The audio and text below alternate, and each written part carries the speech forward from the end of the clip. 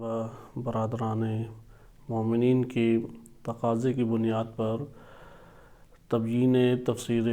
قرآن کریم کے موضوع کے اوپر گفتگو کے لیے حاضر ہوئے ہیں۔ ابتدا میں آغاز میں ہی اس چیز کا تعارف کرایا جائے کہ ہمارے درس کا یہاں پر جو آج مقصود ہے وہ در حقیقت تفسیر کا جو درس دیا جا رہا ہے بعنوان تبیین الکتاب یا قرآن کریم کی تبیین القرآن بھی آپ اسے کہہ سکتے ہیں، تبیین الکتاب کے نام سے جو دروس کا سلسلہ ہے اس کو ہم محور گفتگو و بحث قرار دیں۔ قرآن کریم کی تفاسیر متعدد ہر دور میں کی گئی ہیں اور اس عنوان سے مختلف مفسرین اپنے طبع کے مطابق، اپنے مزاج کے مطابق تفاسیر کو کرتے رہے ہیں، لیکن جس تفسیر کو ابھی شروع کیا گیا ہے وہ چند امتیاز اور چند خصوصیات کی مالک ہے۔ ان چند خصوصیات کا انشاءاللہ پہلے تعارف کرایا جاتا ہے، پھر ہم اصل بحث کے اوپر وارد ہوتے ہیں اور چند نکات آپ کی خدمت میں عرض کیے جائیں گے۔ تقاضا یہ تھا کہ درس کا خلاصہ اور اس کے اہم اور چیدہ نکات وہ بیان کیے جائیں تاکہ آمادگی اور فہم کے لیے ایک تیاری وہ انسانی نفس کے اندر پیدا ہو۔ بہرحال میں سرزمین بر صغیر پاک و ہند کے عنوان سے ایک مختصر سا تفاسیر کے حوالے سے اشارتاً آپ کی خدمت میں گفتگو کو پیش کروں تاکہ ہمارے سامنے چند خصوصیات جو اس درس کی ہیں، جو مولانا جواد نقوی حفظہ اللہ تعالی نے شروع کیا ہے، اس کی چند خصوصیات ہمارے سامنے آ سکیں۔ بر صغیر میں مختلف طرح کی تفاسیر شیعہ سنی دونوں ہی مسالک کے درمیان لکھی گئی ہیں، جیسا کہ تمام پوری دنیا کے اندر قرآن کریم کا خصوصی اہتمام کیا جاتا ہے، البتہ تلاوت کے اعتبار سے یا تفسیر کے اعتبار سے، علمی نکات کے اعتبار سے اس کا ایک اہتمام کیا جاتا ہے۔ اسی طریقے سے بر صغیر میں بھی کئی ایسے جید علماء گزرے ہیں جنہوں نے اہتمام کیا، مثلا مکتب تشیع کے حوالے سے ایک دو بڑے نام جن سے آپ واقف بھی ہیں، جیسے مولانا علی نقن رحمۃ اللہ علیہ فصل الخطاب انہوں نے تفسیر لکھی، یا اسی طریقے سے حسین بخش جاڑہ رحمۃ اللہ علیہ ہیں۔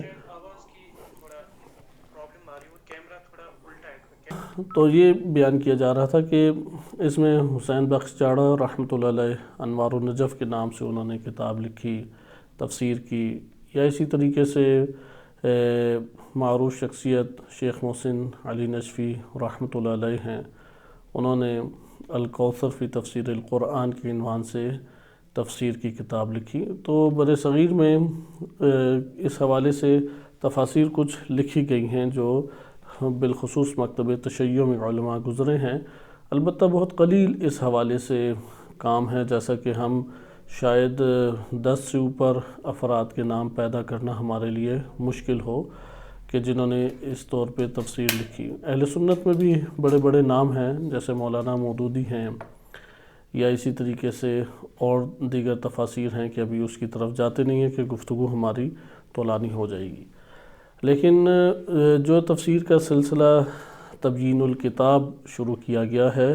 اس کی بقیہ شیعہ علماء جنہوں نے انتہائی زحمت اور محنت کی اور بلا شک و شبہ وہ اپنی کاوش کے اعتبار سے قابل تحسین ہیں، اور انہوں نے قرآن کریم کی خدمت کرتے ہوئے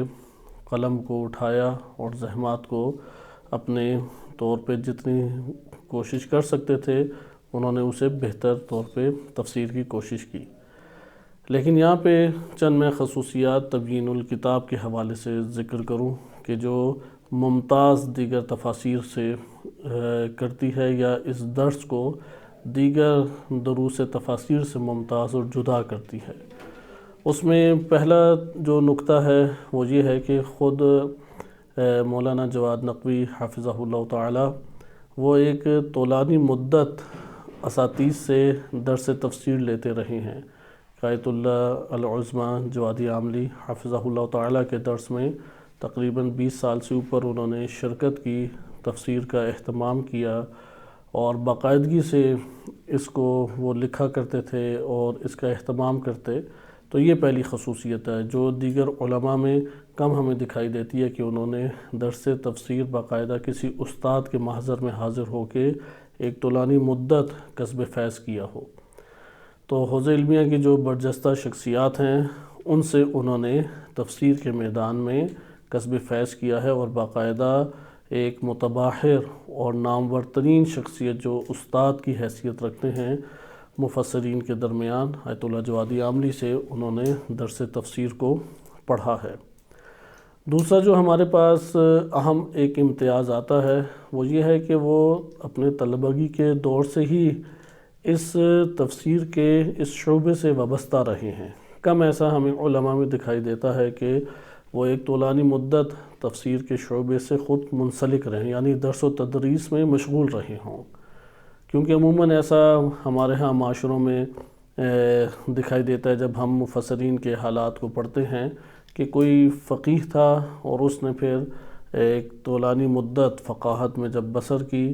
تو قلم اٹھایا تفسیر کے لیے، یا کوئی شخصیت ایسی ہے کہ جو فلسفہ یا کلام یا اصول وغیرہ میں ایک طولانی مدت اس نے زندگی بسر کی اور کسب علم حاصل کیا، کسب علم کیا اور پھر تفسیر کے میدان میں وارد ہوا۔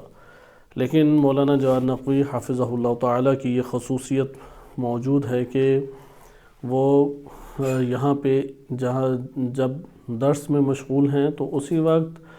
تفسیر قرآن کے حوالے سے، جیسے شرح میزان ہے یا خود تفسیر ترتیبی کا شروع کرنا ہے، جیسا انہوں نے خود درس کے اندر اس بات کو بیان بھی کیا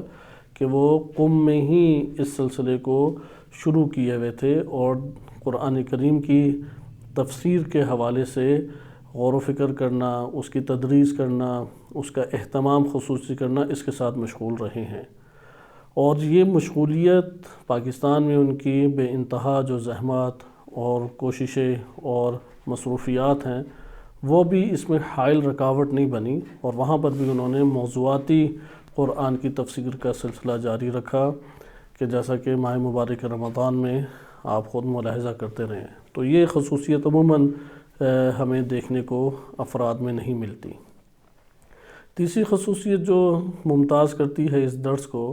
کہ اس میں جس پہلو کو اٹھایا گیا ہے وہ خود ایک بے نظیر پہلو ہے اور قرآن کریم کی اساسی ترین ہدایت کے اوپر مشتمل ہے، اور وہ انسانی معاشرے، امت، قوم یا بشر من حیث سماج یا من حیث اجتماع، یعنی معاشرتی اور اجتماعی اور سماجی اعتبار سے قرآن کریم کی جو ہدایت معاشروں کے لیے موجود ہے اس کو زیر بحث لانا۔ یہ موضوعاتی طور پہ بعض موضوعات تو ہمارے مفسرین سابقہ دور میں شیعہ سنی دونوں نے ہی اٹھائے، جیسے شیخ صدر رحمۃ اللہ علیہ انہوں نے سنن تاریخ کے حوالے سے تفسیر قرآن ہی کو مد نظر رکھتے ہوئے دروس دیے، اور وہ موجود بھی ہیں المدرسہ القرآنیہ کے نام سے، اردو میں بھی شاید یہ کتاب چھپ چکی ہے۔ یا شہید مطہر رحمۃ اللہ علیہ ہیں، انہوں نے جو تفسیر کے دروس دیے ہیں اس میں ان پہلوؤں کو چھیڑا ہے۔ یا علامہ طباطبائی رحمۃ اللہ علیہ موضوعاتی طور پہ انہوں نے معاشرے اور اس کی بنیادیں اور اس حوالے سے دیگر پہلوؤں کو اپنی تفسیر المیزان میں ذکر کیا ہے، لیکن یہ ٹاپک وائز ہے، موضوعاتی ہے اور مختصر ہے، انتہائی مختصر، چونکہ اس میں اصل ہدف اور اصل جو مقصد تھا وہ اس پہلو کو مد نظر رکھتے ہوئے قرآن کی تفسیر یا قرآن کی ہدایت ذکر کرنا، بیان کرنا نہیں تھی، بلکہ وہ ایک ترتیب کے اعتبار سے اپنا ایک خاص اسلوب رکھتے ہیں کہ اس کی پر خود استاد بزرگوار نے ذکر کیا کہ وہ اپنے دروس میں اشارہ بھی کریں گے۔ اسی طرح اہل سنت کتب میں بھی جو تفاسیر ہمیں ملتی ہیں اس میں انہوں نے موضوعاتی طور پہ ٹاپک وائز اس کا اہتمام کیا، لیکن اس کو مقصد اور ہدف قرار دیتے ہوئے تفسیر نہیں کی انہوں نے۔ لہٰذا ہمیں بعض موضوعات معاشرے، قوم، امت کے عنوان سے ان تفاسیر میں مل جائیں گے، لیکن مجموعی طور پہ طولانی بحث ہے، اصول ہیں، قواعد ہیں اور مبانی جو ہمارے پاس موجود ہیں، خود قرآن کریم جو موقف پیش کرتے ہوئے اپنی ہدایات پیش کرتا ہے، اس اعتبار سے ہمارے پاس ایک جامع کوئی ایسی گفتگو آپ یہ کہہ لیں کہ قرآن کے اس ضمن میں من باب تفسیر یا بعنوان تفسیر ہمیں دکھائی نہیں دیتی۔ تو یہ ایک تیسرا امتیازی پہلو ہے جو کہ ان دروس کے ذریعے سے ہمارے سامنے آشکار الحمدللہ ہو رہا ہے۔ یعنی بالفاظ دیگر کہ تفسیر کو بیان کرنے میں خود اس شخص کا مفسر ہونا لازم ہے، اور مفسر ہونے کے لیے تفسیر اور قرآن کریم کے مطالب، اس کے معانی، اس کی پر غور و فکر، اس کے ساتھ مشغول ایک مدت رہنا لازم ہے تاکہ اس کو بیان کیا جا سکے۔ تو یہ استاد بزرگوار میں بنیادی خصوصیات الحمدللہ پائی جاتی ہیں، اس لیے یہ درس اپنی نوعیت کے اعتبار سے انتہائی قابل استفادہ اور امتیازی خصوصیات کے حامل ہیں۔ دوستان و برادران کا یہ تقاضا تھا کہ جو دروس دیے جا رہے ہیں اس کے اہم جو ایک خلاصے کے طور پہ نکات آتے ہیں، اور اس میں جو اہم ایسے پوائنٹس ہیں جن کو زیادہ روشن کر کے ظاہر کیا جائے تاکہ ایک نفس میں آمادگی پیدا ہو، اس کی تھوڑا ڈسکس کر لیں۔ تو ہم اسی کی طرف آتے ہیں۔ قرآن کریم میں جو درس میں انہوں نے پہلے درس میں مولانا جواد نقوی حفظہ اللہ تعالی نے ذکر کیا، وہ چیدہ اہم نکات ایک لمبی فہرست بن جاتے ہیں، لیکن ہمارے پاس اتنا وقت نہیں ہوگا، یا یہ نہ ہو کہ اس درس کی بجائے یعنی وہ درس جو ہے وہی ایک شرح کا باعث بن جائے، یعنی اس کی طرف ہم نہ جانے کی کوشش کریں گے۔ لیکن وہ چیدہ پوائنٹ آپ کی خدمت میں پہلے ذکر کیے جائیں۔ اس میں پہلا تو یہ نکتہ انہوں نے تکرار کے ساتھ اور مختلف مثالیں دے کے اور مختلف اسلوب میں ذکر کیا ہے کہ قرآن کتاب ہدایت ہے۔ یہ ہمارے معاشرے کو سمجھنے کی ضرورت ہے، کیونکہ حقیقت میں ہم اسے زبان سے ادا کرتے ہیں لیکن نفس قائل نہیں ہوتا کہ واقعاً یہ قرآن ہدایت ہے۔ مثلا ہمارا معاملہ اور ہمارا رویہ ہدایت لینے کے اعتبار سے نہیں ہے، اور یہی شکوہ بہت سارے علماء کا ماضی میں بھی رہا ہے، اور یہی شکوہ قرآن کریم میں نبی اکرم صلی اللہ علیہ وسلم کی زبانی بھی ذکر ہے کہ مہجور صورت میں قرآن کو انہوں نے اخذ کیا ہے۔ تو یہ پہلا نقطہ انہوں نے ذکر کیا ہے کہ ہدایت ضروری ہے۔ پھر اسی کے اندر دوسری بات ذکر کی انہوں نے کہ ہدایت کے لیے آمادگی چاہیے۔ ایک طرف یہ بعض اوقات مشکل ہوتی ہے کہ جو ہدایت دینے والا ہادی ہے یا جو کتاب ہدایت دینے والی ہے وہ چند مشکلات کا شکار ہے۔ مثلا اس میں اسلوب جو ہے وہ بڑا سخت نوعیت کا ہے جو قابل فہم نہیں ہے، یا ایسے الفاظ ہیں کہ جو اجنبی ہیں اور انسان کے لیے قابل فہم نہیں ہیں، یا ایسے مطالب ہیں کہ جو مخصوص طبقے کے لیے جیسے فلسفی یا علمی مطالب اہل علم کے لیے فقط ہوتے ہیں۔ ایک دفعہ بعض اوقات ایسی مشکلات ہمیں رہنمائی کرنے والی کتابوں میں نظر آتی ہے۔ تو یہ بات تو مسلم ہے، خود قرآن نے بھی اس کو ذکر کیا ہے کہ قرآن ان میں سے کسی قسم کی رکاوٹ نہیں رکھتا۔ قرآن میں اس طرح کی کوئی مشکل اللہ تعالیٰ نے قرار نہیں دی۔ مطالب انتہائی عالی ہیں لیکن اس کو آسان اور سادہ زبان میں بیان کیا گیا، اور خود یہ ایک معجزہ ہے، بہت ایک مشکل چیز ہے کہ عالی ترین مطالب جو وحی کی سطح کے اوپر ہیں اور اس کو آسان زبان میں بیان کر دیا جائے، یہ خود ایک اساتذہ گرامی جیسے ذکر کرتے ہیں وہ معجزہ ہے۔ البتہ ہم ان پوائنٹس کی طرف دوبارہ لوٹ کے آئیں گے، صرف میں پوائنٹس آپ کی خدمت میں پہلے چند ذکر کر دوں۔ پورے درس کے پوائنٹ تو نہیں بیان کیے جا سکیں گے، لیکن درس میں جو اہم نکات تھے جس کو آپ خلاصہ کہہ سکتے ہیں وہ نکات آپ کی خدمت میں عرض ہیں کہ ہدایت کے لیے یہ کتاب ہے، اور یہ کتاب انسان اور معاشرے ہر دو کی ہدایت تا قیامت کرنے والی ہے۔ نمبر 2 کہ یہ جو ہدایت ہے قرآن کی طرف سے کوئی رکاوٹ نہیں ہے، انسان کی طرف سے رکاوٹ ہے۔ نمبر 3 کہ انسان جو ہے اسے آمادہ ہونے کی ضرورت ہے، اگر وہ آمادہ نہیں ہوتا تو قرآن فہمی اور قرآن سے تعلق اس کا قائم نہیں ہوگا۔ اچھا، کیوں انسان آمادہ نہیں ہوتا؟ نمبر 4 کیوں آمادگی اس میں پیدا نہیں ہوتی؟ کئی اسباب ہیں۔ ایک اہم سبب کی طرف اشارہ استاد بزرگوار نے کیا، اور وہ سبب ہے کہ انسان پچھلی جو تفاسیر ہو چکی ہیں ان کو اپنے لیے آئیڈیل اور اسوہ قرار دیتے ہوئے اس سے آگے نہیں بڑھتا اور اسی کے اوپر اکتفا کرتا ہے، یا قرآن کو اپنے لیے مخاطب قرار نہیں دیتا۔ یہ دو وجوہات اس میں بیان کی گئیں، اس کو بھی انشاءاللہ ہم آگے دیکھیں گے۔ پھر اسی ضمن میں ذکر کیا کہ مفسر کی کچھ ذمہ داریاں ہیں۔ مفسر کی یہ ذمہ داری نہیں ہے کہ وہ حاشیہ قرآن کی آیات کے نیچے لکھ دے، یا قرآن جو بینات ہے، قرآن جو خود تبیین ہے، فصلت آیاتہ، جس کی آیات مفصل ہیں، اس کو خود اپنی طور پہ شرح کر کے ذکر کر دی جائے، یہ ذمہ داری مفسر کی نہیں ہے۔ اس لیے مفسر کی کیا ذمہ داری ہے وہ انہوں نے ذکر کی۔ پھر تفاسیر کی انواع ذکر کی، اور اسی دوران پھر بقیہ بعض نکات ہیں، ہم ان 5-6 نکات کو زیر بحث لاتے ہیں۔ البتہ آغاز یہاں پہ میں آپ کی خدمت میں پہلے تفسیر کی انواع سے کروں گا، کیونکہ یہ ایک ایسا پوائنٹ ہے کہ جو دوران درس انہوں نے ذکر کیا، اور بقیہ جو ہم نے نکات آپ کی خدمت میں ذکر کی ہیں وہ ایک منطقی ترتیب سے ہیں، یعنی ایک کے بعد دوسرا ایک دوسرے سے تعلق رکھتا ہے سوائے اس کے، لہٰذا اس کو آغاز میں ہم زیر بحث لے آتے ہیں کہ استاد بزرگوار نے جو مفسرین نے تفسیر کی ہے، ان علماء و مفسرین، ان کی قدردانی کی اور ان کی زحمات اور خدمات کو سراہا، اور واقعاً وہ سراہنے کے قابل بھی ہیں، کیونکہ بہت انہوں نے محنت اور مشقت کر کے ان کتب کو تحریر کیا۔ اور نمبر 2، یہ جو تفاسیر ہیں، یہ تفاسیر ایک عظیم سرمایہ ہیں، ایک عظیم خزانہ علمی ہمارے پاس موجود ہیں، لہٰذا یہ تفاسیر کا سلسلہ نبی اکرم صلی اللہ علیہ وسلم کے ہی صدی اور ہجری میں ہو گیا تھا۔ صحابہ کرام نے اپنے طور پہ اپنے فہم کے مطابق تفسیر قرآن کی، ائمہ اہل بیت علیہم السلام کی روایات، وہ کثیر روایات ہیں کہ جو تفسیر کو ذکر کرتی ہیں، اور اسی طریقے سے ہر دور میں پھر تفسیر ہوتی رہی، اور تاکیداً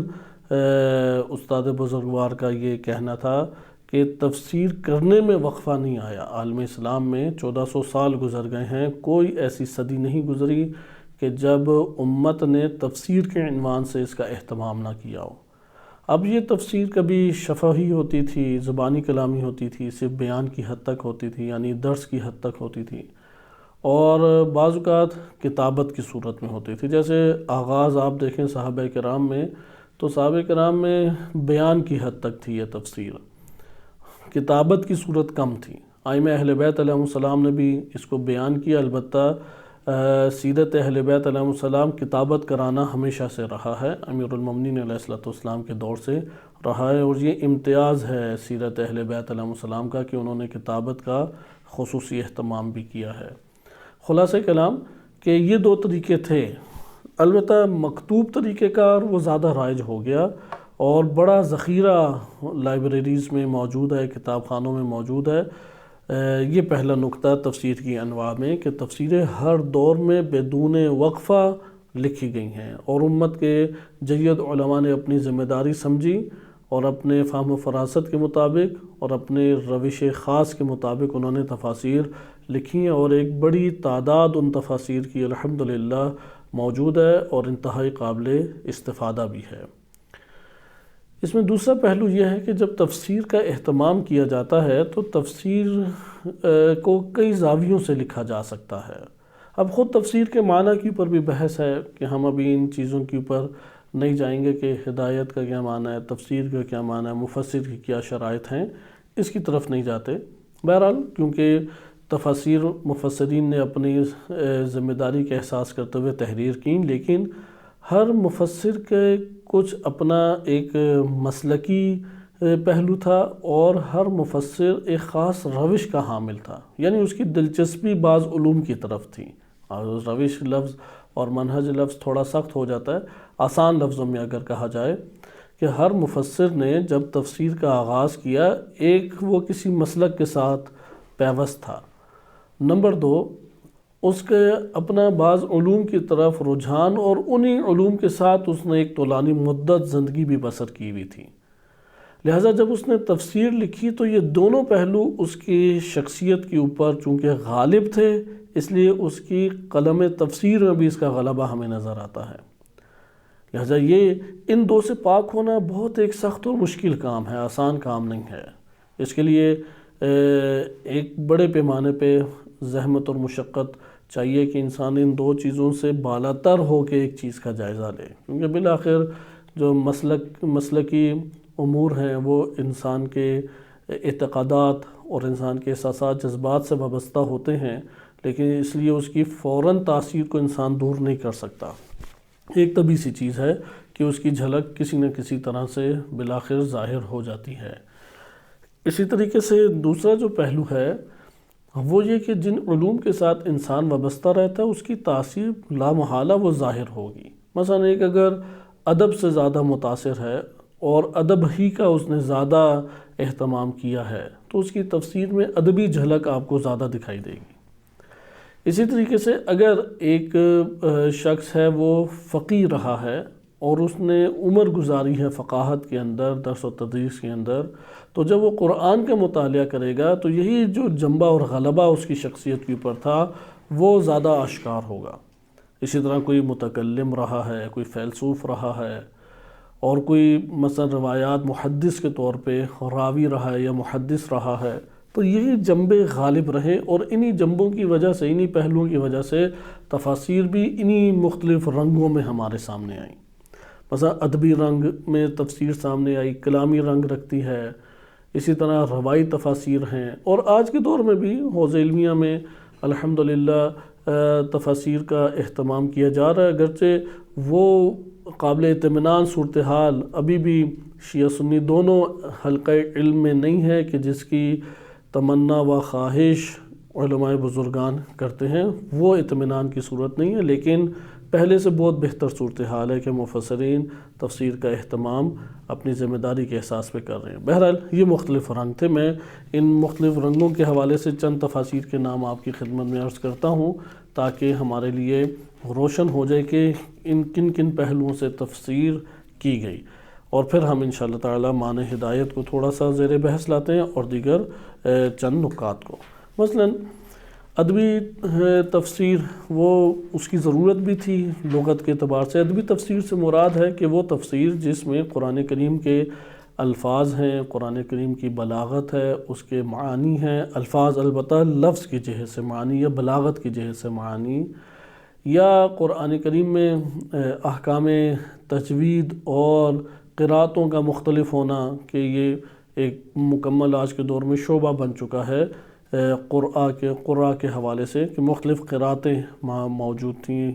اور علوم قرآنیہ میں ان سب موضوعات کے اوپر بحث بھی کی جاتی ہے۔ یہ سارے کے سارے پہلو ادبی تفسیر کے دائرے میں ہم لا سکتے ہیں، لیکن منظم ترین پہلی ادبی تفسیر سید رضی رحمۃ اللہ علیہ نے لکھی کہ ان کی کتاب تلخیص البیان عن مجازات القرآن، یہ ان کی تفسیر تھی، اور سید مرزا علم الہدیٰ کے بھائی ہیں، نہج البلاغہ کے جامع ہیں، سید رضی معروف شخصیت ہیں، جانتے ہیں، انہوں نے پہلی منظم ترین ادبی تفسیر لکھی۔ اس کے بعد معروف ترین شیعہ سنی دونوں حلقوں میں معروف کتاب ہے جس سے آج کے دور میں بھی علماء استفادہ کر رہے ہیں، وہ ہے الکشاف عن حقائق غوامض التنزیل، محمود بن عمر زمخشری کی ہے، انہوں نے ادبی تفسیر لکھی۔ الکشاف وہ معروف تفسیر ہے۔ اسی طرح ابو حیان غرناطی کی تفسیر ہے البحر المحیط۔ اب یہ ساری جنبہ رکھتی ہیں ادبی تفسیریں، لہذا ادبی رنگ میں یہ لکھی گئی ہیں، اور انہی کے ذریعے سے پھر ہمارے پاس بہت سارے الفاظ معنی قرآن کے تناظر میں سامنے آئے،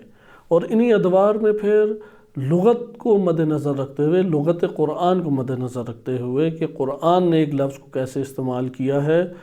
اس کے اوپر بھی تفاسیر لکھی گئیں، جیسا کہ ہمارے پاس معروف تفسیر ہے راغب اصفہانی کی المفردات فی غریب القرآن، اور اسی کی نہج میں دور حاضر میں معروف ترین شیعہ محقق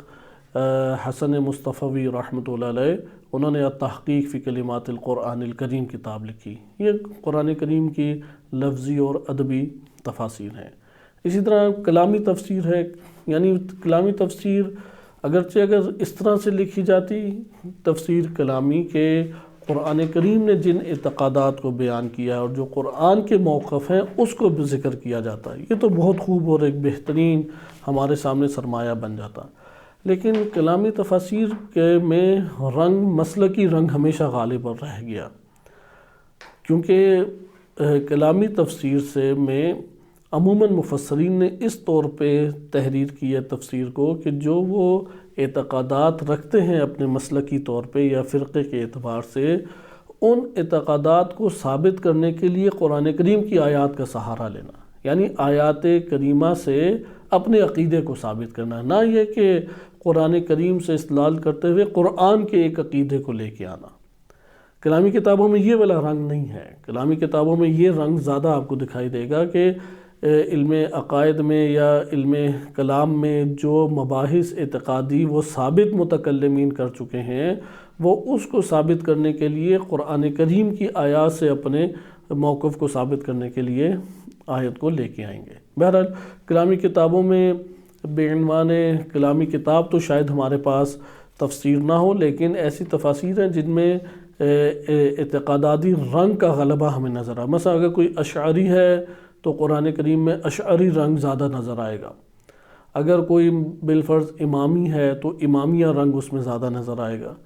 یا کوئی معتزلی ہے تو معتزلی رنگ نظر آئے گا. تو اسی طرح سے معروف کتاب جیسے ایک نام لے لیتے ہیں، مفاتیح الغیب ہے تفسیر کبیر کے نام سے فخر الدین رازی کی، یہ معروف کتاب موجود ہے. یا روح المعانی کو بھی کہا جاتا ہے، آلوسی جو کہ 200 سال تقریباً پہلے گزرے ہیں، معروف شخصیت گزرے، ان کی تفسیر عالم اسلام میں معروف ہے. اس میں یہ رنگ ہمیں مذہبی اور کلامی رنگ نظر آتا ہے. فقہی پہلو سے بہت ساری تفاسیر کی گئیں، جیسا کہ مکتب تشیع میں بھی 5ویں 6ٹھی صدی ہجری سے ہی اس تفسیر کا سلسلہ شروع کیا گیا. فقہی پہلو سے تفسیر فقہی سے مراد یہ ہے کہ قرآن کریم میں جو فقہی احکام وارد ہوئے ہیں ان احکام کو آیات سے استنباط کیا جائے، اور یہ فقہا نے بڑی زحمت اور مشقت کر کے کام کیا، اور ہر مسلک میں اپنے فقہ کے مطابق انہوں نے استنباط کیا ہے. جیسا کہ حنفی جو مسلک سے تعلق رکھنے والے ہیں، 4تھی صدی ہجری کی معروف شخصیت جساس ہیں، انہوں نے احکام القرآن کتاب لکھی، یا مکتب تشیع میں کئی کتابیں لکھی گئیں. قطب راوندی جو کہ 6ٹھی صدی ہجری سے تعلق رکھتے ہیں، فقہ القرآن ہے. کنز العرفان فاضل مقداد سیوری کی ہے، یا زبدۃ البیان مقدس اردبیلی کی ہے. یہ شخصیات انہوں نے فقہی تناظر میں تفاسیر لکھی. روائی تفاسیر معروف ہیں، استاد بزرگوار نے بھی ان تفاسیر کا نام لیا. مثلا قدیم ترین ہمارے پاس تفسیر فراد کوفی ہے، تفسیر قمی ہے، تفسیر عیاشی ہے. یہ طراز اول کی آپ یہ کہہ لیں کہ 3ری 4تھی صدی ہجری کی تفسیر ہے. خصوصاً تفسیر قمی کی اہمیت ان تفاسیر میں دیگر تفاسیر سے زیادہ ہے، چونکہ اس کے سندوں کے حوالے سے بعض فقہا محدثین قائل ہیں کہ وہ کاملاً صحیح ہے، اگرچہ بعض نے اعتراض بھی کیا ہے.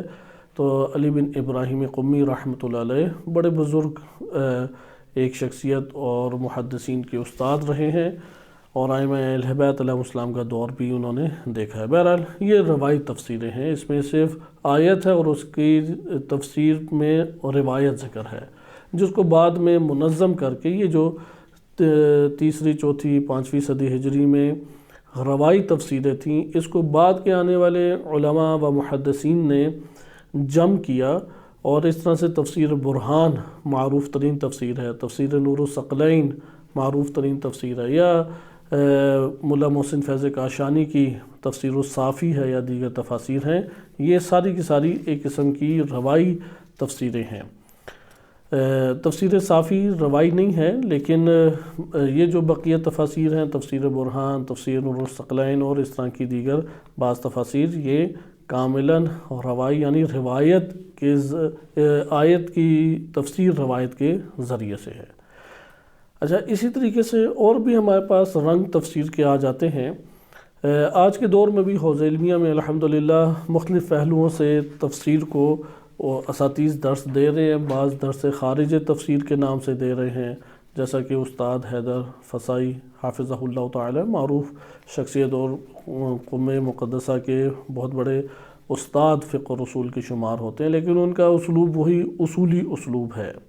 اسے تحلیلی تفسیر بھی کہہ سکتے ہیں، جیسا کہ استاد بزرگوار نے خصوصی طور پہ تحلیلی تفسیر کا ایک نام لیا، کہ جس میں تفسیر کرتے ہوئے ان تمام پہلوؤں کو مد نظر رکھتے ہوئے ایک مفسر تحلیل کرتا ہے ایک آیت کی، مثلا اس کی لغت سے بھی بحث کرے گا، اور اس کے بعد اس کی اعراب سے قلیل سی بحث ممکنہ کر دیں یا بلاغت سے قلیل سی بحث کر دیں۔ ہم ایک نوع کہہ سکتے ہیں کہ تفسیر میزان اس طور پہ تحلیلی تفسیر کے طور پر ہمارے پاس موجود ہے۔ اسی طریقے سے بعض اساتذہ حوزہ علمیہ کے ہیں کہ جو اصول فقہ کے بنیادی قواعد کو مد نظر رکھتے ہوئے اور لغت کے بنیادی قواعد کو مد نظر رکھتے ہوئے تفسیر کرتے ہیں، جیسا کہ استاد احمد خاتمی حافظہ اللہ تعالی ہیں کہ ان کی تفسیر کے دروس ایک عرصے سے طولانی عرصے سے جاری ہیں۔ یا اسی طریقے سے بعض اساتذہ گرامی ہیں کہ جو سلوکی تفسیر، جیسا کہ استاد محترم وہ معاشرے کو مد نظر رکھتے ہوئے تفسیر کرنا چاہ رہے ہیں، تو اسی طرح استاد یزدان پناہ حافظہ اللہ تعالی وہ سلوکی، یعنی سلوک سے مراد عمل بندگی کے عنوان سے، عبودیت کے عنوان سے، کہ کس طریقے سے ہم قرآن کریم سے ایک عمل کو اخذ کریں، اس عنوان سے بھی ہمارے ہاں معاشروں کے اندر تفاسیر نہیں لکھی گئی، اور یہ ایک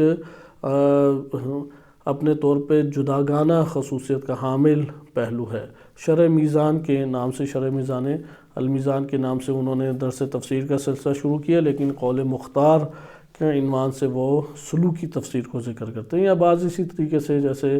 آیت اللہ سیفی مازندرانی ہیں، انہوں نے روائی تفسیر جو سابقہ مکتب تشیع میں حاکم رہا ہے، منہج تفسیری، روش تفسیری، اسی کو لے کے اب بھی وہ تفسیر کو آگے جاری رکھے ہوئے ہیں۔ اسی طرح عرفانی تفاسیر بھی لکھی گئی مختلف عرفان سے تعلق رکھنے والے علماء نے۔ تو یہ تھے جو کہ استاد بزرگوار نے جب ذکر کیا کہ مختلف رنگوں میں تفسیریں لکھی گئی، کہ میں نے چند نام آپ کی خدمت میں عرض کر دیے، یہ تفسیر کی انواع بھی کہہ سکتے ہیں۔ لیکن آپ یہاں پہ ملاحظہ کر رہے ہیں کہ معاشرے کو مد نظر رکھتے ہوئے یا قوموں کی لیے جو قرآن کریم میں ہدایت ہے، اس کو مد نظر رکھتے ہوئے، اس پہ توجہ مرکوز کرتے ہوئے تفسیر نہیں ہمارے ہاں بیان کی گئی۔ اور استاد بزرگوار جو ہیں ان کا اپنا دغدغہ اور مقصد اور ہدف یہ ہے کہ وہ اس پہلو سے تفسیر کا آغاز کریں، اگرچہ یہ کام اپنے طور پہ آسان نہیں ہے، بہت الہی توفیق بھی چاہتا ہے اور ایک وسیع مطالعہ بھی چاہتا ہے، کیونکہ تفسیر کرنے کے لیے بالآخر ایک مبانی اور ایک اصول، قواعد، ضوابط اور خود قرآن کریم کی آیات کی اوپر نگاہ، ان چیزوں کا ہونا لازم ہے کہ یہ چیزیں دروس میں ہمیں دکھائی بھی دیتی ہیں کہ جو آپ کے سامنے تبیین الکتاب کے عنوان سے پیش کیے جا رہے ہیں۔ پہلے درس میں جو انہوں نے ذکر کیا، اب ہم آئیں کہ یہ جو اہمیت ہے اس کے اوپر ایک دو صرف آپ کی خدمت میں آرائز پیش کیے جائیں کہ اجتماعی اور سماجی اعتبار سے تفسیر کی کیا اہمیت ہے۔ خود استاد بزرگوار نے طولانی کلام اس کے اوپر مختلف مواقعوں کے اوپر کیا ہے اور آپ اسے ملاحظہ بھی کرتے رہے ہیں، کیونکہ ہم جب یہ بات جانتے ہیں کہ قرآن کتاب ہدایت ہے، مثلا ہم نے یہ بات جان لی، اب ہم ایک دفعہ انفرادی طور پہ اپنے لیے ہدایت لیتے ہیں، لیکن ایک مرتبہ آپ معاشرے کے اعتبار سے یہ بات کہتے ہیں کہ یہ قرآن کی ہدایت بے عنوان قوم، بے عنوان ریاست، معاشرہ، اجتماع، اس اعتبار سے ہمارے لیے یہ قرآن کی ہدایت ہے۔ مثلا قرآن کی ان آیات کے مطابق معاشرے کے اندر یہ افراد دشمن ہیں، یہ افراد دوست ہیں، معاشرے کے مطابق یہ امراض، قرآن کریم کی ہدایت کے مطابق معاشرے کو اصل یہ امراض لگے ہوئے ہیں، ان امراض کا پہلے علاج کیا جائے۔ اگر ان امراض کا علاج نہیں کیا جائے گا تو پھر نہیں اصلاح ہو سکتی۔ اب قرآن کریم نے تفصیلی طور پہ ان کو ذکر کیا ہے، یعنی واضح طور پہ ان کو ذکر کیا ہے، آشکار طور پہ ذکر کیا ہے، لہذا اس پہلو سے استاد بزرگوار جو ہیں وہ اس تفسیر کو ذکر کرنا چاہ رہے ہیں کہ قرآن کے اندر انسانی معاشرے کی رہنمائی اور ہدایت کے لیے جو بینات موجود ہیں ان کو پیش کیا جائے، ان کو ظاہر کیا جائے تاکہ معاشروں کے اندر یہ آمادگی آئے، یہ تیاری آئے کہ وہ اس ہدایت کا تعلق اپنے آپ سے قائم کریں اور عملی زندگی میں اس کو ظاہر کریں، عملی زندگی میں اس کو ڈھالیں۔ لہٰذا آئیں اب ہم اس عنوان سے دیکھتے ہیں کہ کیسے یہ ممکن ہے، کیونکہ یہ بات تو ہمیں واضح طور پہ سمجھ آ گئی کہ انسان اپنے فیصلوں میں، اپنی زندگانی میں وہ ہدایت کا محتاج ہے۔ مثلاً ابھی آپ ریاستیں لے لیں، اپنی ہی ممالک لے لیں، اپنی ہی ریاستیں لے لیں، کئی قسم کے مسائل میں دو چار ہیں۔ ان مسائل میں کا حل کیا ہے؟ سیاسی حوالے سے، اجتماعی حوالے سے، ملکی اور معاشرتی کئی قسم کے مسائل ہیں، کچھ رواج بن چکی ہیں، کچھ ثقافتیں ہیں، کچھ بہرہ روی آ رہی ہے، اقتصادی نوعیت کے کچھ مسائل ہیں، کچھ ہمارے پاس بالفرض نظام کے اعتبار سے کچھ مسائل سامنے آ جاتے ہیں، تعلیم کے اعتبار سے مسائل سامنے آتے ہیں، اور بہت سارے ایسی چیزیں ہیں۔ اب ان میں ہمارے پاس ایک حل تو آتا ہے لبرلزم یا سیکولرزم، آپ کہہ لیں کہ اس وقت دنیا میں بڑھتا ہوا ایک مکتب ہے، یعنی زبان کے اعتبار سے وہ اپنا مسلک انسان بیان کرتا ہے، لیکن قلب کے اعتبار سے وہ لادین ہو چکا ہے، یا اگر آپ کہہ سکتے ہیں کہ دین کی طرف حد اقل رجوع کا قائل نہیں ہے، دنیا پرست ہو چکا ہے۔ لہذا سیکولرزم کی طرف میلان پڑتا جا رہا ہے۔ ایک سیکولرزم کا مکتب حل دیتا ہے، مثلاً یہ حل دیتا ہے کہ ٹیکسز بڑھا دو، مالیات زیادہ جمع ہو جائیں گی، یا فلاں ملک کے ساتھ تعلق قائم کر لو، بے شک وہ ظالم ہے، جابر ہے، استعمار ہے،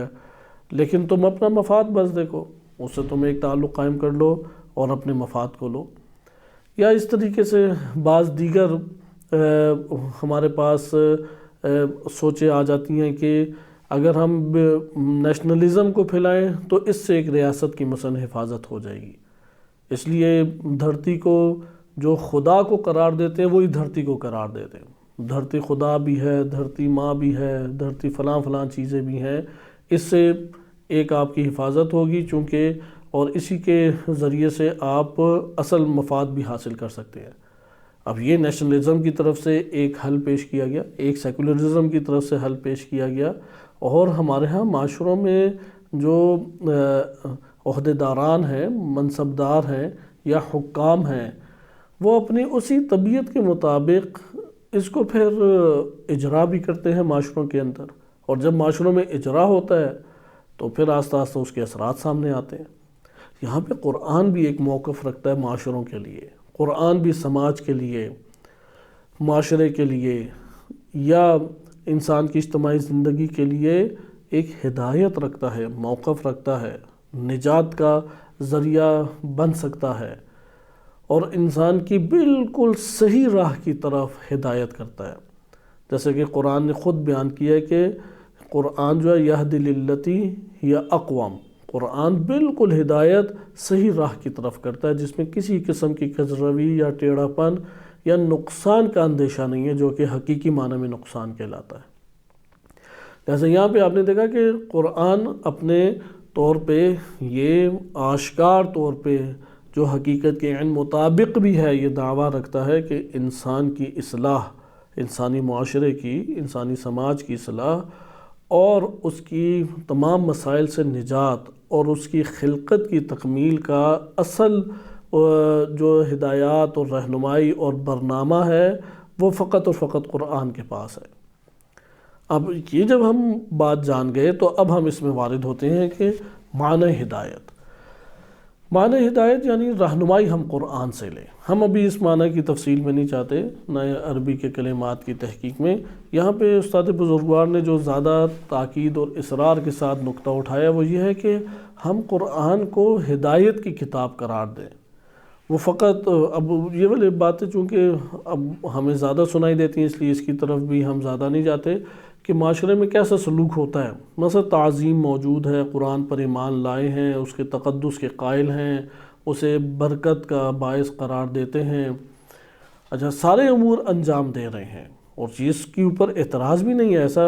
انسان کے لیے قابل تعظیم کتاب ہونی چاہیے، آداب کے ساتھ اس کے ساتھ برتاؤ ہونا چاہیے، لیکن جس اصل مقصد کے لیے تھی وہ مقصد فراموش کیا گیا ہے۔ اور یہ جو شکوہ ہے یہ عموماً دردمند لوگوں کا شکوہ رہا ہے کہ جو امت کی اصلاح چاہتے ہیں، جو بشریت کو انسانی قالب میں ڈھلتا دیکھنا چاہتے ہیں، ان کے دلوں کے درد وہ یہی رہے ہیں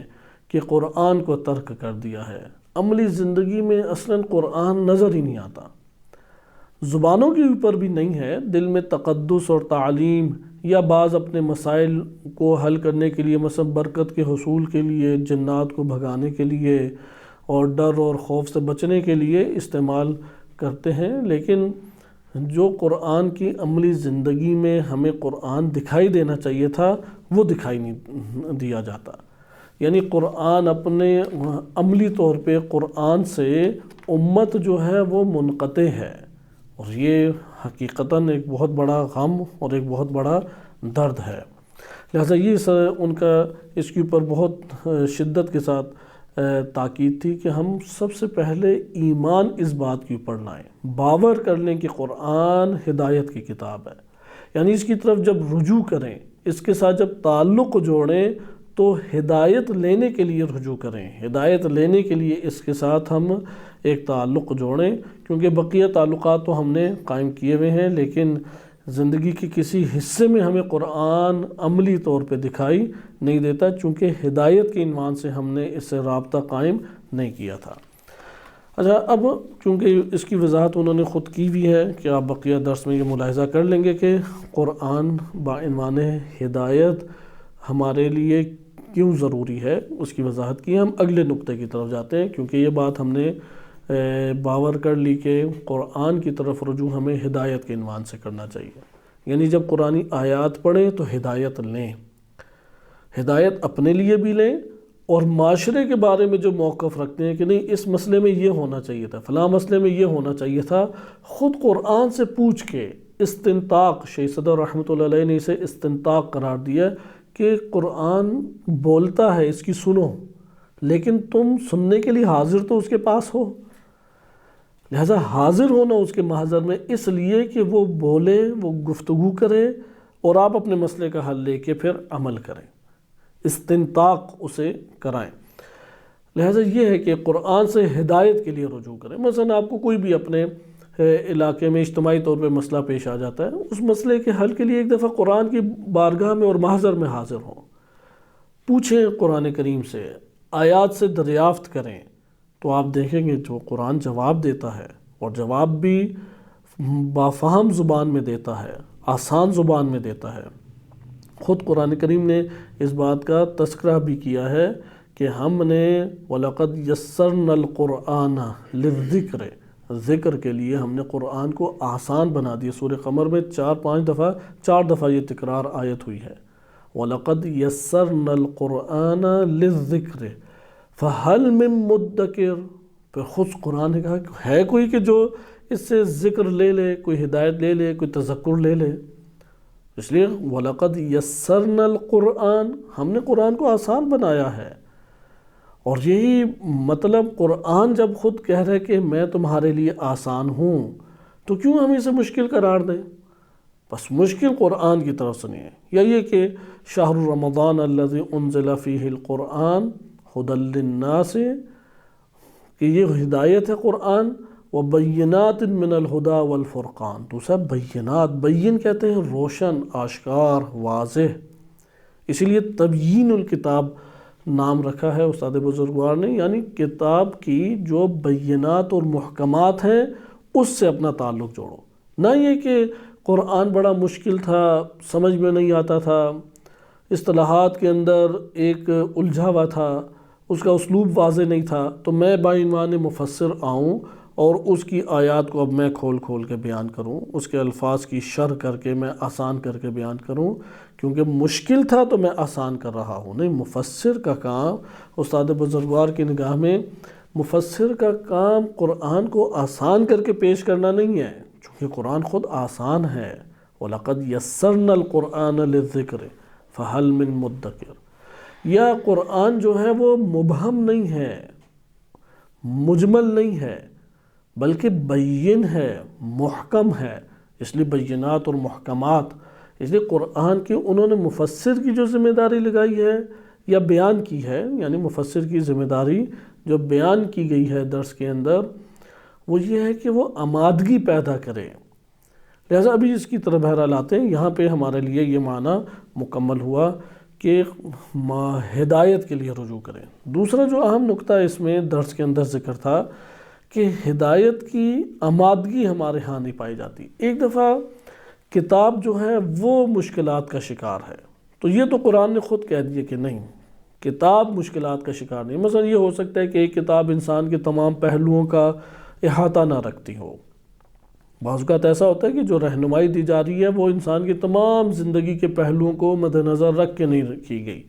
بعض پہلوؤں کو مد نظر رکھ کے کی گئی ہے، اس لیے ان میں اصلاح ہوگی، بقیہ تمام پہلوؤں میں فساد برپا ہو جائے گا۔ لیکن قرآن میں ایسا کوئی مسئلہ نہیں ہے، کیونکہ قرآن کے بارے میں خود کہا گیا ہے کہ ان القرآن یہدی للتی ہی اقوم، بالکل صحیح آپ کے لیے رہنمائی کرتا ہے، اس میں کوئی کجروی نہیں ہے، کوئی ٹیڑھا پن نہیں ہے،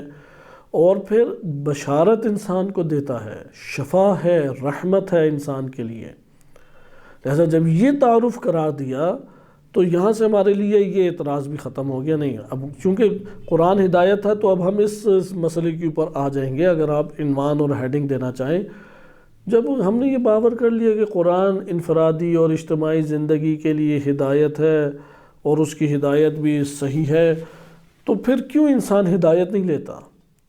پھر کیوں انسان جو ہے وہ قرآن سے دور ہے؟ پھر کیوں ہمیں اپنے معاشروں کے اندر، حتیٰ اپنی زندگی انفرادی میں بھی قرآن نظر نہیں آتا؟ کیا اس کی وجہ ہے؟ تو اس کے بارے میں یہاں سے آغاز کیا جا سکتا ہے کہ اول، اگر کوئی شخص قرآن کو بعنوان ہدایت کتاب قرار دے دے اور مان لے کہ اس کے لیے اصلاح اور نجات اسی کے اندر اللہ تعالیٰ نے پنہا رکھی ہے اور اس نے حاصل کرنی ہے، پنہا رکھنے سے مراد ہے موجود رکھی ہے، انسان نے حاصل کرنی ہے وہ ہدایت، تو پھر کیوں نہیں اس ہدایت حاصل کر رہا؟ تو یہاں پہ دو ہی ہمارے پاس صورتیں بنتی ہیں، یا خود اس کتاب میں ایسے مسائل ہیں کہ رجوع کرنے والے کو جواب نہیں ملتا، رجوع کرنے والے کو کچھ حاصل نہیں ہوتا، یا نہیں، رجوع کرنے والے میں مسئلہ ہے، اس کے اندر کچھ ایسے مسائل ہیں جس کی وجہ سے وہ تعلق قائم نہیں کر پا رہا۔ اب ہم تحقیق کریں تو ہمیں پتہ لگے گا نہیں، قرآن کے اندر ایسا کوئی مسئلہ موجود نہیں ہے، کیونکہ قرآن خود انسان خالق کی طرف سے، اور خالق انسان کے تمام زندگی کے پہلوؤں کو، انفرادی، اجتماعی، ماضی، حال، مستقبل، سارے کے سارے پہلوؤں کے اوپر احاطہ رکھتا ہے۔ لہٰذا اس کی ظاہری مادی زندگی اور انسان کی معنوی زندگی، ہر دو کے اوپر اس کا احاطہ ہے، اور اس کو مد نظر رکھتے ہوئے قرآن کے اندر اللہ سبحانہ وتعالیٰ نے ہدایت قرار دی ہے، رکھ دی ہے۔ لہٰذا یہ بات تو ہمارے لیے پھر مسلم ہوگی کہ اس اعتبار سے تو مشکل نہیں ہے۔ اچھا، پھر یہ مشکل آتی ہے، ٹھیک، تمام پہلوؤں کو مد نظر رکھتے ہوئے ہدایت ہے، وہ پہلو ہمارے لیے کبھی سارے کے سارے آشکار نہیں ہو سکتے، کیونکہ اتنا علم تو اللہ کے علاوہ کسی کے پاس نہیں ہو سکتا کہ وہ ہر ذرے ذرے کا احاطہ کیے ہوئے ہو اور اس کا علم رکھتا ہو۔ یہ اللہ تعالیٰ نے بعض ہستیوں کو وسیع علم سے نوازا ہے۔ تو یہاں پہ پھر دوسرا مسئلہ ہے کہ کیا پھر وہ ہدایت وہ مشکل اصطلاحات میں، مشکل کلمات میں، مشکل اسلوبوں میں اور پیچیدہ ترین عبارتوں میں گم کر کے بیان کی گئی ہے، اس لیے جب رجوع کرنے والا رجوع کرے تو اسے دکھائی نہیں دیتی اور وہ ایک عجیب سے مخمصے میں پھنس جاتا ہے؟ تو اس کا جواب بھی نفی میں ہے کہ نہیں، قرآن کریم میں تو ایسا مسئلہ ہمیں دکھائی نہیں دیتا۔ کیوں؟ کیونکہ یہ بینات پر مشتمل ہے، یہ محکمات کے پر مشتمل ہے۔ یہ وَلَقَدْ يَسَّرْنَا الْقُرْآنَ لِلذِّكْرِ آسان کر کے پیش کیا گیا ہے، نور اللہ تعالیٰ نے اسے قرار دیا جو خود بھی روشن ہے، دوسرے کو بھی روشنی دے رہا ہے۔ اب یہ خود قرآن کے تعارف ہے۔ ہاں ٹھیک ہے، اس میں متشابہات ہیں، لیکن متشابہات کا حصہ جدا گانا ہے، لیکن عمومی قرآن کی جو ہدایات ہیں وہ کیا ہیں؟ بینات، اور کیا ہے کہ آسان ہیں۔ وَلَقَدْ يَسَّرْنَا الْقُرْآنَ، نور ہے، شفا ہے، رحمت ہے، اور واضحات میں سے ہیں، یا جس طرح سے سورہ ہود کے آغاز میں ہی بیان کیا گیا ہے کہ الف لام را، کہ یہ جو کتاب ہے، کتاب احکمت آیاتہ، جس کی آیات بڑی محکم ہیں، ٹھوس ہیں، وفصلت، احکمت آیاتہ ثم فصلت من لدن حکیم خبیر، اور اللہ حکیم خبیر کی جانب سے ہی یہ تفصیل کے ساتھ ذکر کرتی گئی ہیں۔ لہذا جب یہ جو ہمارے پاس ہے سابقہ تمام کی تمام کتابوں کی ترجمانی کرنے والا ہے اور ان کی ہدایت کی چیزوں کو بھی لیے ہوئے ہے، ہدایت کے امور کو لیے ہوئے ہے، تو یہاں پہ ہمارا یہ بھی جواب منفی میں آتا ہے نہیں، قرآن میں اسلوب کے اعتبار سے، زبان کے اعتبار سے، فہم کے اعتبار سے خود قرآن میں کوئی مشکل نہیں ہے، یہ مسئلہ بھی حل ہو جاتا ہے۔ اچھا پھر مسئلہ کہاں پہ ہے؟ ہاں مسئلہ رجوع کرنے کے والے کی وجہ طرف ہے۔ اچھا وہ کیا مسئلہ ہے؟ کیا وہ اس کی عقل ناقص ہے، سمجھ نہیں سکتا، جان نہیں سکتا، کیا وجہ ہے؟ تو یہاں پہ بھی استاد بزرگوار نے تو تفصیلی طور پہ اس چیز کا ذکر کیا کہ نہیں، انسان اللہ تعالیٰ نے اسے باعقل خلق کیا ہے، تدبر کر سکتا ہے، سمجھ سکتا ہے، اسی کے لیے یہ اترا ہے، کسی اور کے لیے نہیں اترا یہ قرآن، اسی کی رہنمائی کے لیے، اس کی خلقت کی تکمیل کے لیے، اس کی نجات کے لیے، اس کی اصلاح کے لیے۔ لیکن ضروری ہے کہ انسان آمادہ ہو۔ ہاں مسئلہ یہاں پر ہے۔ اب قرآن سے ہدایت نہ لینے کے کئی اسباب ہیں، انہوں نے اس کو تکرار سے ذکر کیا، کئی اسباب ہیں، لیکن اہم ترین مسئلہ جس کو انہوں نے ذکر کیا وہ دو چیزیں انہوں نے ذکر کی، کہ دو سبب کو انہوں نے زیادہ ذکر کیا ہے۔ پہلا ہے کہ قرآن کا مخاطب اپنے آپ کو نہیں سمجھتے۔ مثلا حضرت نوح علیہ السلام کا واقعہ آیا ہے تو قوم نوح ہی مخاطب تھی، حضرت لوط علیہ السلام کا واقعہ ہے تو قوم لوط ہی مخاطب تھی، یا نبی اکرم صلی اللہ علیہ وسلم کے دور کے جو صحابہ تھے، یا بہت ہوا تو ان کے بعد آنے والے چند تابعین، بس یہ مخاطب ہیں، اپنے آپ کو مخاطب نہیں سمجھتے۔ یعنی قرآن میرے لیے اور میرے راہ حل کے لیے اور میری زندگی کے لیے ہے، اسے باور نہیں کرتا۔ اقرار ممکن ہے زبان سے کر لے، لیکن عملاً اس کو اپنے وجود کے اندر باور نہیں کیے ہوئے۔ اس لیے قرآن جو گفتگو کر رہا ہے وہ سمجھتا ہے کہ یہ سابقہ امتوں کے لیے تھا، سابقہ قوموں کے لیے یہ ساری باتیں تھیں، میرے لیے یہ باتیں نہیں ہیں۔ کہتے ہیں یہ ایک بہت بڑا سبب ہے جس کی وجہ سے ہم قرآن سے تعلق قائم نہیں کر پا رہے، یا قرآن ہمیں اپنی زندگیوں میں نظر نہیں آتا۔ اور دوسرا جس کو زیادہ انہوں نے ذکر کیا ہے اپنے درس کے دوران، وہ نقطہ یہ ہے کہ قرآن پہلے والوں نے جیسا سمجھا ہے ویسا ہی ہم سمجھیں۔ یہ ایک بڑی مشکل ہمارے لیے رہی ہے، کیونکہ یہ دونوں چیزیں آمادگی نہ ہونے کا نتیجہ اخذ ہوتا ہے۔ اس سے جب انسان آمادہ ہی نہیں ہے ہدایت لینے کے لیے، تو پھر اس کے اوپر جتنی بھی ہدایت کو آشکار کیا جائے، جب وہ اس کا قلب ہی اندر سے بند ہے تو کیسے اس کے اندر ہدایت جا سکتی ہے؟ ایسا معاشرہ جو قرآن کی ہدایت سے اپنے آپ کو بے نیاز سمجھے، ایسا معاشرہ جو قرآن کی ہدایت کو سابقہ قوموں اور امتوں کے لیے سمجھے، ایسا معاشرہ جو قرآن کو فقط تعظیم کی نگاہ سے دیکھے لیکن عمل کی زندگی کے اعتبار سے اسے سیکولر جو نظریات اور سیکولر جو رہنمائی ہے وہی راہ حل دکھائی دے، تو کیسے وہ قرآن سے تعلق قائم کر سکتا ہے؟ لہٰذا آپ نے ملاحظہ کیا کہ اول قرآن کے مخاطب اپنے آپ کو سمجھے۔ اگر قرآن کہیں پہ نفاق کی بات کر رہا ہے، ہمارے ہی بارے میں کر رہا ہے کہ مرض نفاق تو دیکھیں گے نہیں لگا ہوا جو قرآن نے ذکر کیا ہے، قرآن کفر و شرک کا ذکر کر رہا ہے تو ہمارے لیے کر رہا ہے، اہل ایمان اور اہل تقوی کے بارے میں بات کر رہا ہے، ہمارے لیے ہے، اس کی بشارتیں ہمارے لیے ہیں، اس کا انذار وہ بھی ہمارے لیے ہے۔ لہٰذا یہ ایک پہلی چیز۔ لیکن دوسری چیز کو تفصیلی ذکر کیا ہے، اور وہ بڑا ایک مہم نقطہ ہے کہ عموماً ہمارے ہاں کم اس پہلو کو تاکید کے ساتھ ابھارا جاتا ہے، بہت کم ہے، اور اسی کو ہمیں زیادہ شدت کے ساتھ غور و فکر کر کے لینا بھی چاہیے۔ اور وہ پہلو کیا ہے؟ وہ پہلو استاد بزرگوار نے جیسا کہ ذکر کیا کہ جب صحابہ کرام نے تفسیر کو ذکر کیا اور وہ سمعاً و قولاً ہمارے پاس آئی، یا اسی طریقے سے ہمارے پاس دیگر طور طریقوں سے جو ہے وہ جب یہ آئی، مثلا کتابی صورت ہے یا غیر کتابی صورت ہمارے پاس ہے، بہرحال تو صحابہ کرام نے جو تفسیر کی تھی اپنے دور کے مطابق، تو انہوں نے اس دور کے لیے اسے کہتے ہیں کہ پہلی نسل نے جو اپنے لیے تفسیر کی تھی اس کو حرف آخر سمجھ لیا گیا، اسے حرف آخر سمجھ لیا گیا، اور اس کے بعد جب تفسیر اگلی نسل کو ضرورت پیش آئی کہ وہ اپنے دور کے مطابق قرآن سے ہدایت لے اور قرآن سے تعلق جوڑے اور تفسیر کو لے، تو یہاں پر انہوں نے پہلے نسل کی طرف ہی رجوع کیا اور کہا کہ نہیں جیسا وہ سمجھے تھے بس وہی ہمارے لیے کافی ہے اور ہم اسی کے پر اکتفا کرتے ہیں۔ اور پھر تیسری نسل جب آئی تو اسے سلف صالحین کا نام دے دیا گیا۔ جیسے اہل حدیث میں تو سلف صالحین خود ایک دلیل ہے کہ انہوں نے جو کہہ دیا وہ حرف آخر ہے، بس وہی دین ہے، وہی مذہب ہے۔ تو ادھر استاد بزرگوار نے زیادہ تفصیل ذکر کی کہ یہاں سے اصل بحران آیا، کیونکہ قرآن ہر دور کے لیے ہدایت ہے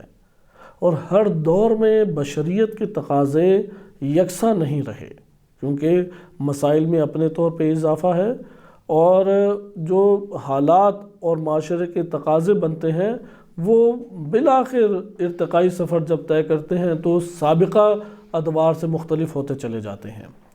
لہذا ان کا اس بات کے اوپر اصرار زیادہ تھا کہ جب قرآن کریم تا قیامت آنے والے بشر اور اس کے معاشرے اور اس کے سماج کے لیے ہدایت ہے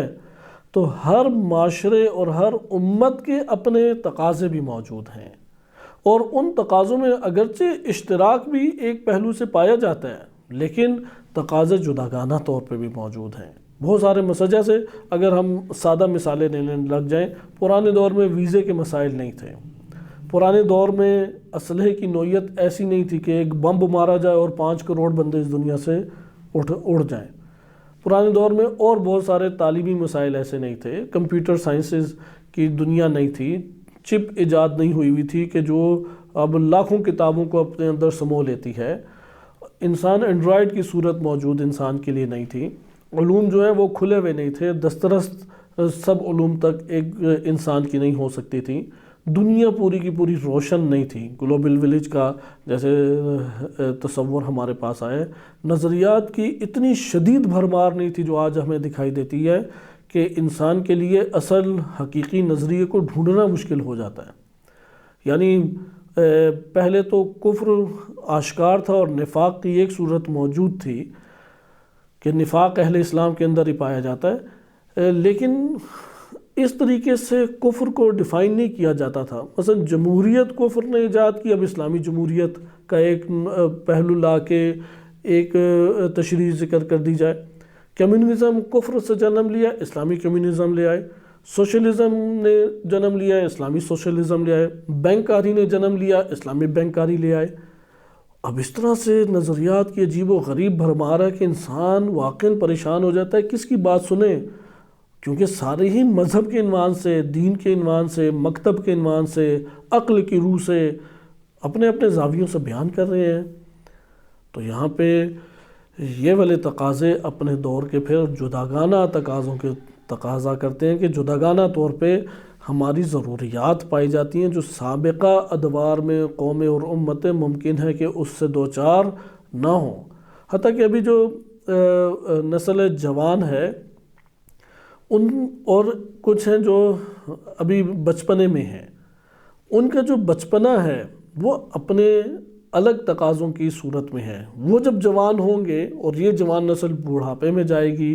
تو ادھر آپ دیکھیں گے کہ نوعیتیں مختلف زمانے کی ہونے لگ جائیں گی، مثلا خوبیاں، خامیاں یا مختلف طرح کی ایجادات ہیں، مختلف طرح کے مسائل ہیں، یہ ساری کی ساری چیزیں تقاضا کرتی ہیں کہ ہر دور میں جو مسائل اور مشکلات اور اس قوم کے تقاضے ہیں اس کے مطابق قرآن کی ہدایت کا اہتمام ہو۔ لیکن جب یہ بات آ گئی کہ نہیں، جو ماضی میں علماء نے سمجھا تھا وہ کافی تھا، چونکہ انہوں نے جو سمجھا اور جو لکھا وہ اپنے دور کے تقاضوں کے تحت تھا، ہم کسی حد تک استفادہ کر سکتے ہیں لیکن کفایت نہیں ہمارے لیے کسی صورت کرتی، یہ بات مسلمات میں سے ہے، یہ آشکار نکات ہیں جو کہ ادھر بزرگان نے، مفسرین نے بار بار اس کی طرف توجہ بھی دلائی ہے اور درسوں میں بیان بھی کرتے ہیں، اور ہر قرآن کریم کو بعنوان ہدایت دیکھنے والا انسان اس بات کو جان لیتا ہے۔ مثلا آج کے دور کے جو مسائل ہیں، ان مسائل کے تناظر میں دیکھا جائے تو کس طرح سے قرآن کی ہدایت کو ہم لیں گے؟ لہٰذا یہاں پہ ہم نے اس نقطے کو ملاحظہ کیا کہ قرآن کے اندر کوئی مسئلہ نہیں، انسان کے اندر مسئلہ ہے۔ انسان میں بنیادی مسئلہ کیا ہے؟ آمادہ نہیں ہے، نئی ہدایت سے تعلق جوڑنا چاہتا، نئی ہدایت کو قبول کرنا چاہ رہا۔ ہدایت تو آشکار بلند آواز میں چیخ چیخ کے بول بول کے کہہ رہی ہے کہ مجھ سے تعلق قائم کر لو، مجھے لے لو اور اپنی زندگی میں اختیار کر لو۔ یہ انسان اور انسانی معاشرے ہیں کہ یہ معاشرے آمادہ نہیں ہیں، غفلت کا شکار ہیں، اور اسباب ہیں۔ دو اسباب بنیادی تھے۔ اول، جو قرآن بول رہا ہے وہ سمجھ رہے ہیں کہ یہ ہمیں نہیں کہہ رہا، یہ قرآن جو کہہ رہا ہے یہ فلاں 1400 سال پرانا جو کافر تھا اسے کہہ رہے ہیں، جو 1400 سال پرانا مشرک تھا اسے کہہ رہے ہیں۔ نہیں، آج کے دور کے کسی بندے کو کچھ نہیں کہہ رہا۔ یہ حجاب کا مسئلہ وہ اس دور کے ثقافت اور کلچر کے مطابق تھا، آج کے دور کے مطابق تو نہیں تھا۔ لہذا یہ جو ہے کہ مخاطب نہ سمجھنا۔ نمبر 2،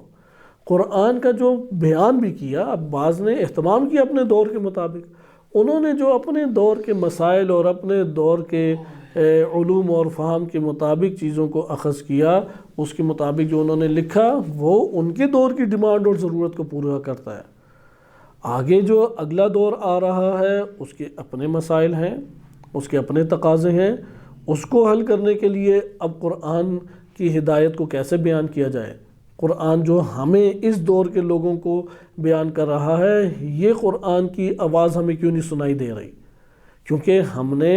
اس آج کے دور کی آواز جو قرآن ہمیں بیان دے رہا ہے، بول رہا ہے، قرآن ہمارے ساتھ گفتگو کر رہا ہے، ہم نے اس کی طرف کا کان بند کیا ہوا ہے، اور جو سابقہ دور میں بولتا رہا ہے اس کی طرف ہم نے کان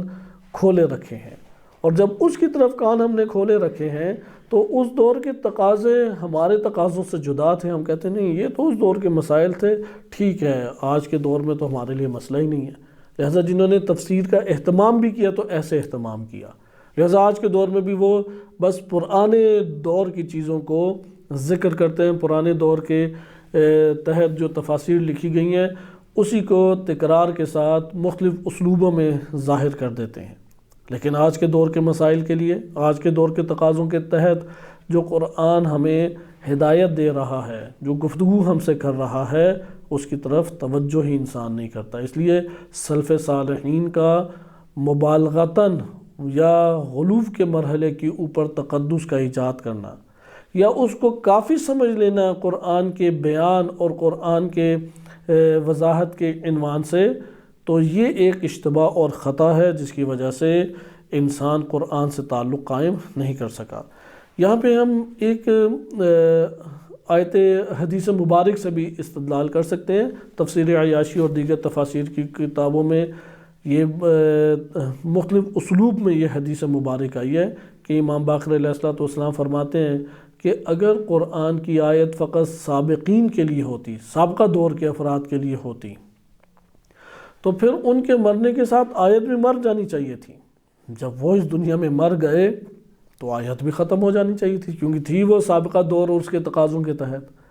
لیکن قرآن کی آیت ہر دور میں زندہ ہے، بالکل اسی طریقے سے جیسے سورج اور چاند اپنے راستوں پہ چل رہے ہیں اور چمک رہے ہیں اور ہر دور کے لوگوں کے لیے قابل استفادہ ہیں، اسی طریقے سے قرآن چمک رہا ہے، ذو فشانی کر رہا ہے، یہ ہر دور کے لوگوں کے لیے قابل استفادہ ہے۔ لہٰذا ہر قوم کے لیے قرآن کے اندر آیت ہے۔ یہ روایت کے الفاظ ہیں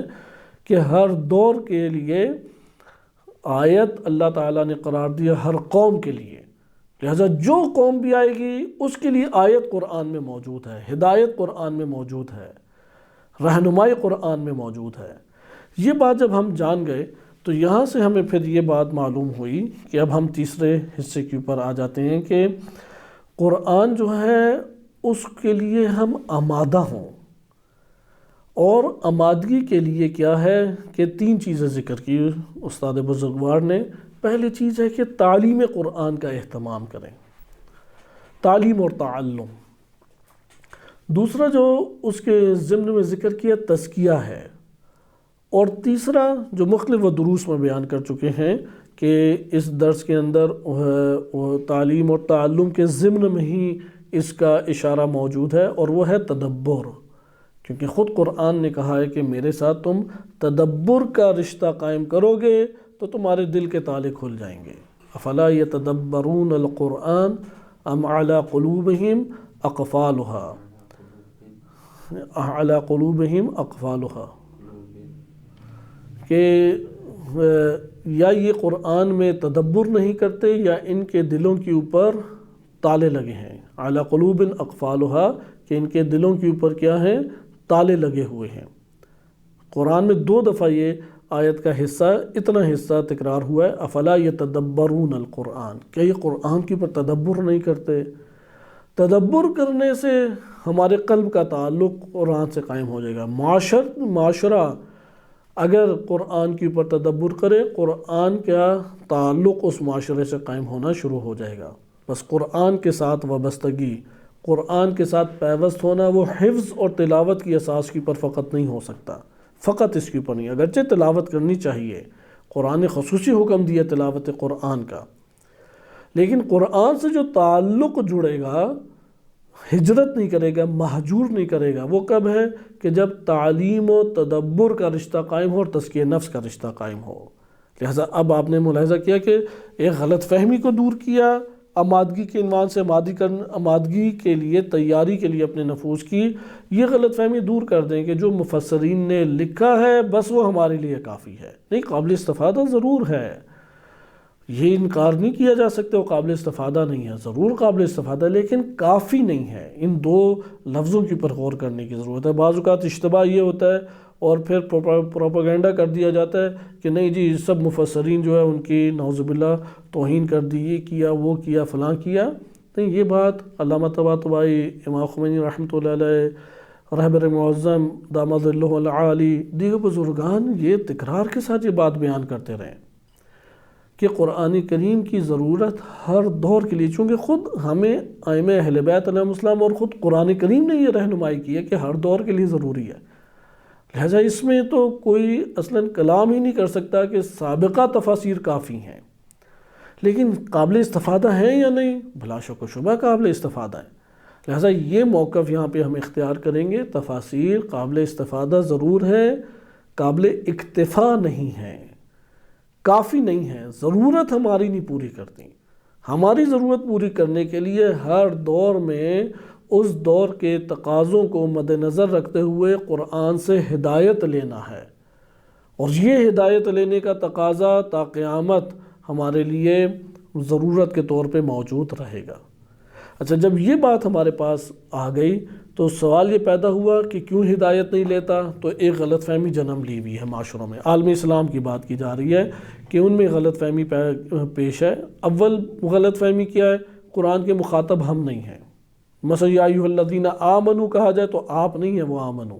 وہ فقط صحابہ کرام اور بعض شخصیات تھیں۔ یا ایھا الناس کہا جائے تو وہ آپ نہیں ہیں، وہ جو ابتدائی طور پہ آدم علیہ السلام کے دور میں انسان خلق ہوئے فقط وہی تھے۔ یا اگر قوم کا ذکر کیا جائے یا قومی کہا جائے تو بس حضرت ہود، حضرت نوح علیہ السلام وغیرہ کی قوم اس سے مراد تھی، اور دیگر قوم مراد، مخاطب نہیں اپنے آپ کو سمجھتے، جبکہ قرآن مخاطب ہر دور کے زندہ بشر کے لیے ہے، زندہ معاشرے کے لیے ہے، اسے مخاطب کر رہا ہے۔ نمبر 2 کہ جو سابقین نے سمجھا ہے اس کو کافی سمجھ لینا، نہیں، کافی نہیں ہے۔ ہر دور نے اپنے تقاضوں کے تحت، اپنے علوم اور اپنی فہم اور فراست کے تحت انہوں نے قرآن کو ذکر کیا، اس کے معنی ذکر کیے ہیں،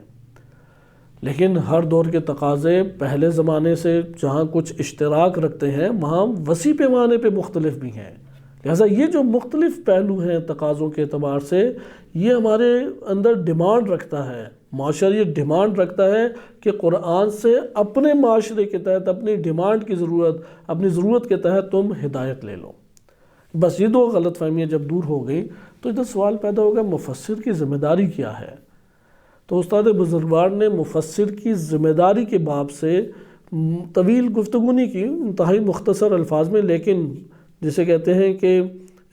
مختصر لیکن جامع طور پہ انہوں نے ذکر کر دیا کہ مفسر کی ذمہ داری قرآن کو آسان بنانا نہیں ہے، کیونکہ قرآن آسان ہے، وَلَقَدْ يَسَّرْنَا الْقُرْآنَ لِلذِّكْرِ، ذکر کے لیے تو ہم نے اسے خود آسان کیا ہے، قرآن کہہ رہا ہے۔ یا قرآن جو ہے وہ پیچیدگیوں میں، مبہمات کے اندر بند نہیں ہے، کیونکہ خود قرآن کہہ رہا ہے کہ آیات بینات ہیں یہ جو لے کے آئے ہیں۔ بصیرت چاہیے، بصائر ہے لوگوں کے لیے، یہ اہل بصیرت دیکھ لیں گے، اولو الالباب ہونا چاہیے، صاحب تدبر و تفکر و تعقل ہونا چاہیے۔ لہٰذا یہ بات ہمارے لیے واضح ہوگی، مفسر نے آ کے اس کے معنی کو نہیں کھولنا، اگرچہ فسرا کا مطلب ایک یہ بھی کیا گیا ہے کہ کسی شے کی وضاحت کرنا، لیکن بیان و شیئن بھی لغت کے اندر معنی ہے کہ ایک شے کو بیان کرنا۔ لہذا مفسر کی ذمہ داری استاد بزرگوار کی نظر میں یہ ہے کہ وہ انسانی نفوس کو قرآن کی ہدایت لینے کے لیے آمادہ کرے، یعنی یہ آمادگی پیدا کرے کہ وہ قرآن کے معنی کو لے، وہ قرآن سے تعلق جوڑے، اپنی زندگی میں اختیار کرے۔ ہمیں ایک محاسبہ واقعاً کرنا چاہیے کہ میں جو 24 گھنٹے گزارتا ہوں، ان میں سے کتنے سیکنڈ، منٹ، گھنٹے میں قرآن کے مطابق گزارتا ہوں، یعنی جتنا بھی میرے پاس ابھی علم ہے، کتنا میں قرآن کے مطابق گزارتا ہوں۔ تو وہاں پہ وہ استاد بزرگوار کی اس بات کی تائید کرے گا کہ اصلاً قرآن ہماری زندگیوں سے غائب ہے، موجود ہی نہیں ہے ہماری زندگیوں میں۔ یا دوسری چیز ہم ایک محاسبہ کریں کہ میں نے اپنی عملی زندگی میں کسی بھی اعتبار سے جو موقف اختیار کرتا ہوں، خلقت ہے، زندگی کے دیگر امور ہیں، اس میں نے قرآن سے کتنی چیزیں لی ہیں، بالواسطہ نہیں، کیونکہ بالواسطہ براہ راست، چونکہ خود قرآن جب بینات ہے، آسان زبان میں ہمیں پیش کیا گیا ہے، صرف تدبر کرنا ہے اور لینی اپنے سطح فکری کے تحت ہم نے ہدایت لے لینی ہے، تو میں نے کتنی ہدایت لی ہے؟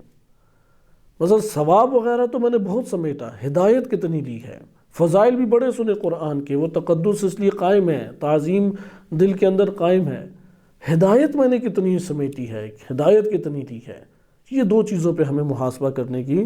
ضرورت ہے۔ لہٰذا یہاں پہ مفسر کی ذمہ داری کے باب سے پھر انہوں نے اس بات کو ذکر کیا کہ قرآن کریم میں مفسر کی ذمہ داری ہے کہ وہ انسانی معاشرے کو، انسانی نفوس کو وہ آمادہ کرے، وہ تیار کرے کہ وہ قرآن کی ہدایت کو لے سکے یا قرآن کی ہدایت سے تعلق قائم کرے۔